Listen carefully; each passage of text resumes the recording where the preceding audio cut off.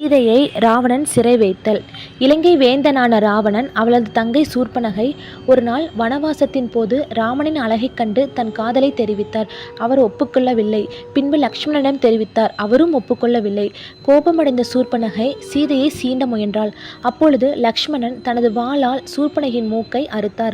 கோபம்பட்ட சூர்ப்பனகை இலங்கைக்கு சென்று தன் அண்ணனான ராவனிடம் சீதையின் அழகை வர்ணித்து சீதையை கவர்ந்து அடைய தூண்டினாள். அதன் பேரில் ராவணன் பஞ்ச வடிவுக்கு சென்று மாரீசனை தங்க மாயமான் வடிவத்தில் அனுப்பி ராம சகோதரர்களை சீதையிடமிருந்து பிரித்தார்.